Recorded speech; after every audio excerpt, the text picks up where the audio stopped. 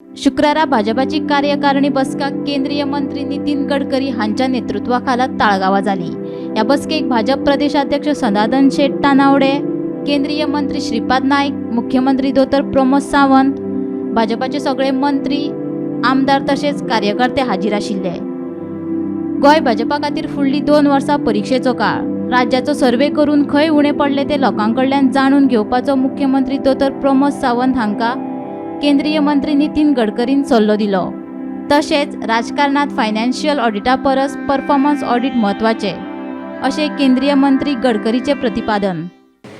2027 मध्ये पुन्हा विधानसभेच्या निवडणूक आहे।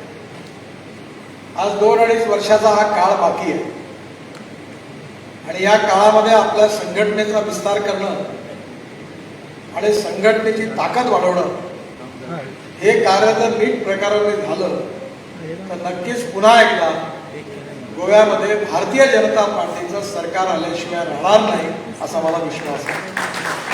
Financial audit is very important, but performance audit is more important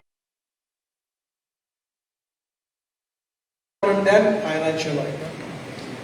आपल्यापैकी प्रत्येकाचं तुम्ही कधीतरी आपला आत्मपरीक्षण करून आपण सगळ्यांनी आपलं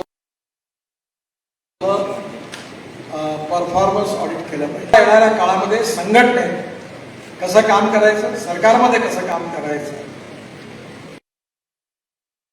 याचं संशोधन करून एक प्लॅनिंग योजना तयार केली पाहिजे। मला माहिती आहे की अनेक वेळा समस्या असतात, डिफिकल्टीज असतात, पण मी नेहमी म्हणतो की there are some people who convert problems into opportunities and there are some people who convert opportunities into the problems. उत्तम काम केलं पाहिजे, उत्तम इन्फ्रास्ट्रक्चर डेव्हलप केलं पाहिजे। केंद्रीय मंत्री नितीन गडकरीन दिल्ले सल्ले कार्यकर्त्या पयलीं मंत्री आणि आमदारांनी पाळचे म्हूण मुख्यमंत्र्याचो मंत्र्यांक आणि आमदारांक उलो।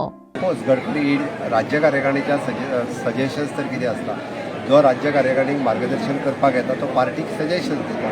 So definitely party will do the survey, म्हणजे जो पार्टीन सर्वे करपाक जाय तो सर्वे पुराय गोंयभर करतले।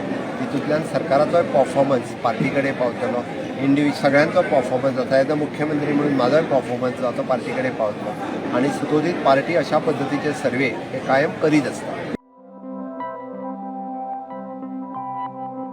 Bureau report, Gomantak TV.